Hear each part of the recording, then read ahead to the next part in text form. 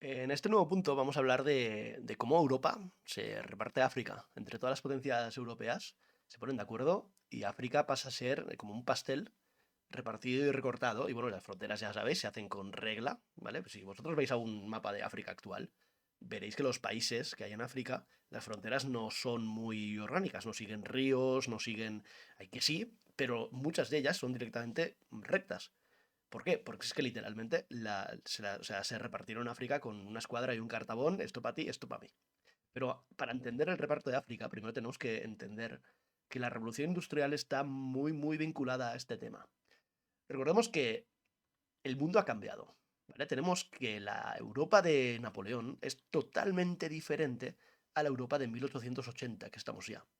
Basado solo, bueno, desde que Napoleón fue derrotado totalmente en Waterloo, pues estos son 60, serían 55 años. Solo en 55 años Europa ha cambiado totalmente, ¿vale?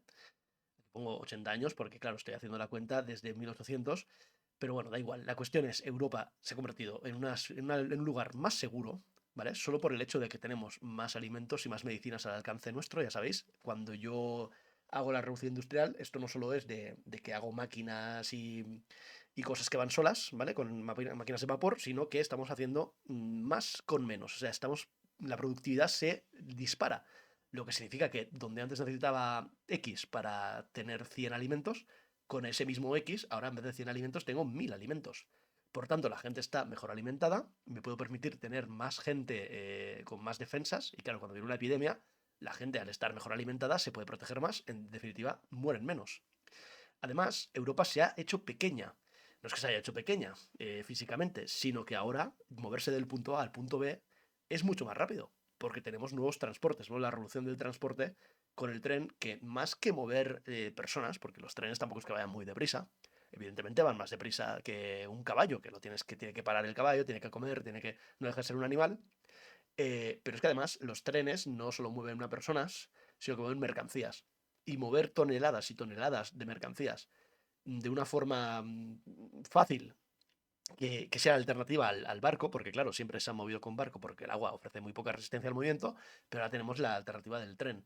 Esto ha hecho que cambie totalmente Europa y que se pueda mover un montón de mercancías y se pueda comerciar mucho más fácilmente. Y esto lo que lleva es una consecuencia evidente, y es que Europa se está enriqueciendo a un nivel brutal. Insisto, yo con lo que tenía antes hago mucho más. O, dicho de otra forma, hago mucho más con mucho menos. El comercio se multiplica por 7.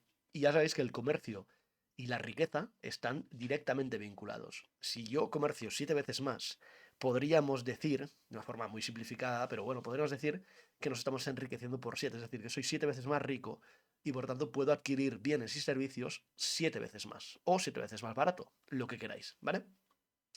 La revolución industrial, ya sabemos todos que se había iniciado en Reino Unido, o Inglaterra concretamente, y se empezó a expandir. Ya sabemos que saltó el Canal de la Mancha, aterrizó en Bélgica, pero ahora está entrando en una nueva fase. Ojo, la revolución industrial no ha terminado. Nosotros ahora en el presente todavía no estamos dentro de la revolución industrial, y de hecho la revolución industrial, como tiene varias etapas, ahora estamos hablando de, pues, por ejemplo, la edad adulta, digamos, de la revolución industrial en el presente, donde ya estamos con las inteligencias artificiales, que esto hace 2 años nos lo cuentan y nos hubiera parecido magia. Pues esto es exactamente igual. En este momento, la revolución industrial, que había empezado con máquinas de vapor y carbón, encuentra nuevas fuentes de energía en la electricidad y el petróleo. ¿Vale? Es decir, el petróleo empieza a alimentar motores de combustión, evidentemente todo esto se tiene que inventar, pero ¿por qué se inventan? Porque dan unas ventajas brutales de cara a la máquina de vapor. Tú no puedes llegar a ciertas potencias con una máquina de vapor comparado con lo que te puede ofrecer el petróleo. Y la electricidad, no digamos ya, la electricidad se sabía que existía, pero ahora se puede conducir, se puede crear, se puede incluso almacenar con baterías. Es decir, esto lo va a cambiar todo. Pensad, solo pensad en las bombillas. Pensad en el hecho de tener un alumbrado público o que las ciudades estén iluminadas de noche.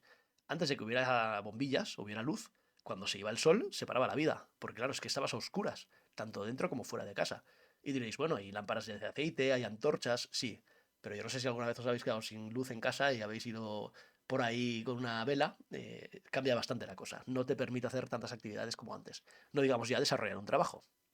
Vale, junto a las nuevas fuentes de energía aparecen nuevos materiales. Por ejemplo, fundamental, aparece el acero, y aparece el hormigón armado. Esto permite crear estructuras mucho más resistentes y que, digamos, que permiten cubrir luces. En arquitectura se dice de un punto A a un punto B. Imaginaos un puente con un río súper, súper, súper ancho. Un río, yo qué sé, el Danubio, por ejemplo, que es súper ancho.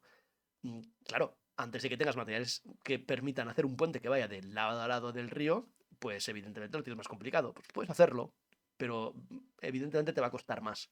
Es decir, que aquí es la época en la que dentro de muy poco, somos en 1870, dentro de muy poco van a empezar a aparecer los primeros rascacielos en Estados Unidos. O sea que imaginaros, la película está cambiando bastante.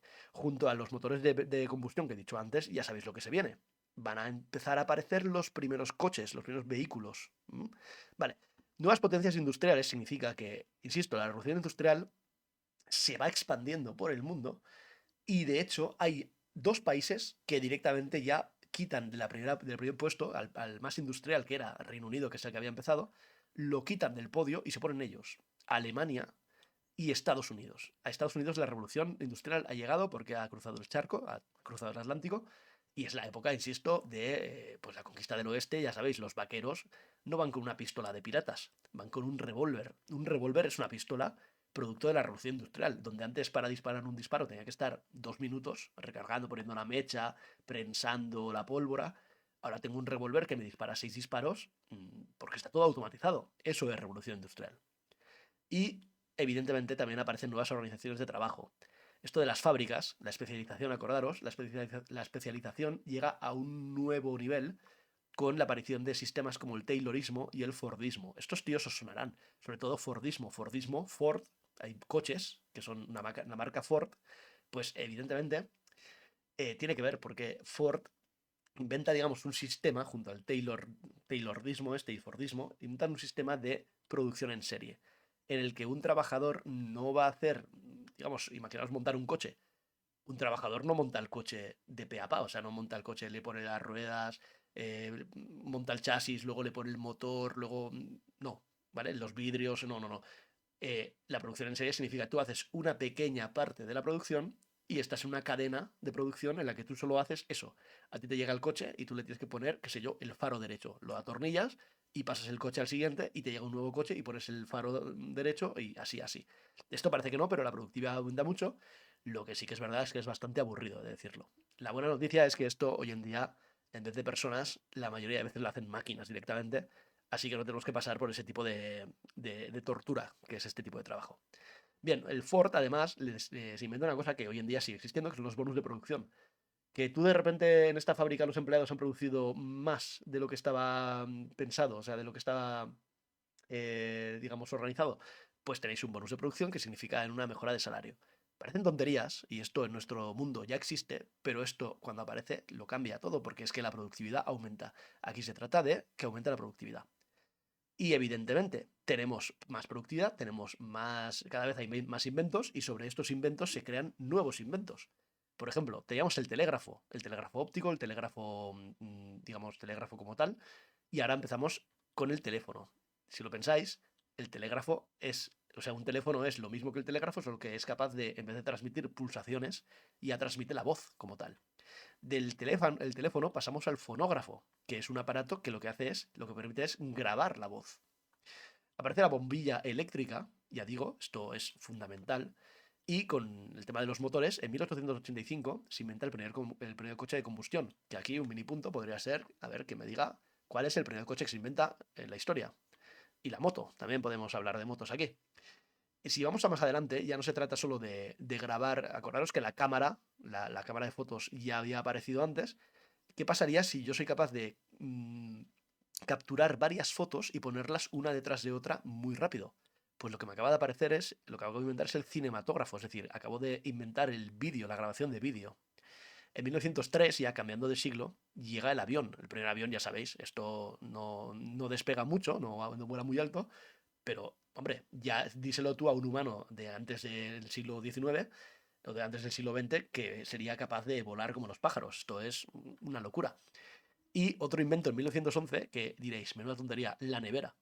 Pensad en lo que es mantener los alimentos, pues para que no se pudran, etcétera, todo el tipo técnicas de salazón, de ahumado que ha habido durante la historia, todo para que no se echaran a perder los alimentos. Y de repente me invento una nevera que permite tener los alimentos sin que se pudran con el paso del tiempo. Esto es fundamental, ¿vale? Luego, llega a tal cosa, o sea, llega a tal punto la revolución industrial que en muchos países hay más obreros, empieza a haber más obreros que campesinos. No hay, o sea, no deja de aumentar el número de fábricas, el número de obreros. Y aquí, claro, el movimiento obrero que se está organizando en torno a esta nueva clase social, con Marx a la cabeza, ¿vale? Karl Marx, que había escrito el manifiesto comunista, también está creando una asociación internacional de trabajadores. Ellos piensan que esto de los obreros, la clase obrera, no va de países, da igual que yo sea alemán, que tú seas francés, que tú seas español, si todos somos obreros, todos nos debemos a la misma causa, que es la clase social a la que pertenecemos. Esto lo dice Marx. Entonces, claro, están organizando a los obreros de todo el mundo para que todos luchen en pos del mismo objetivo. Y el objetivo, ya sabéis cuál es llegar al poder. Que estos obreros, esta nueva clase social, puedan llegar al poder y no estén, digamos, dominados o gobernados por la clase de la burguesía, que son los que les dan el trabajo, son los dueños de las fábricas.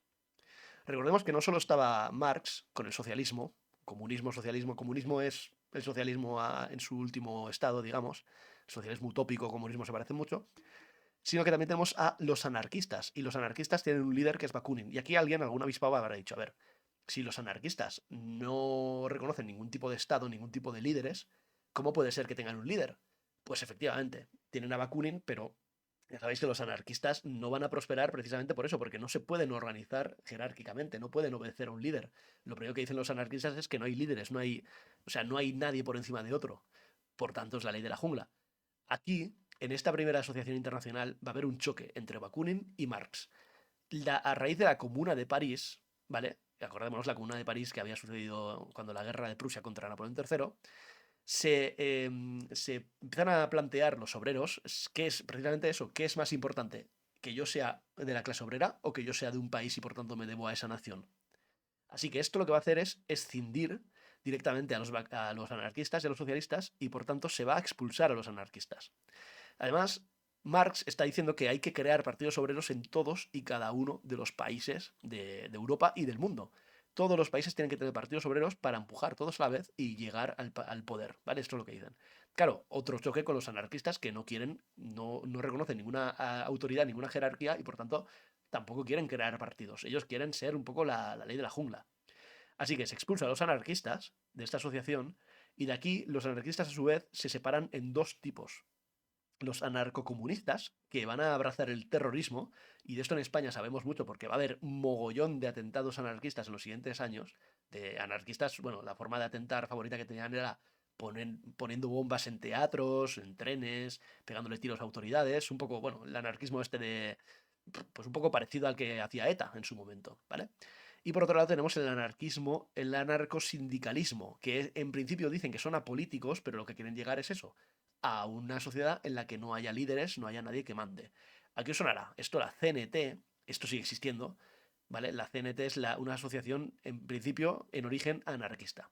Y siguiendo con el ejemplo de España, hablando de creación de partidos políticos, pensadlo, primero se crean los sindicatos, que son los sindicatos generales, también siguen existiendo, UGT, o comisiones obreras que vendrá después, y a raíz de ahí aparece el primer partido socialista obrero español, que lo seguimos teniendo, de hecho lo tenemos lo tenemos tanto que está en el gobierno ahora mismo, que es el PSOE, ¿vale? El PSOE tiene, el partido político, tiene mogollón de años, se crea en el 1879, y los partidos, los sindicatos generales que están directamente asociados al PSOE, pues también tenemos UGT, tenemos comisiones obreras. Pensadlo, UGT, comisiones obreras y PSOE son prácticamente la misma cosa.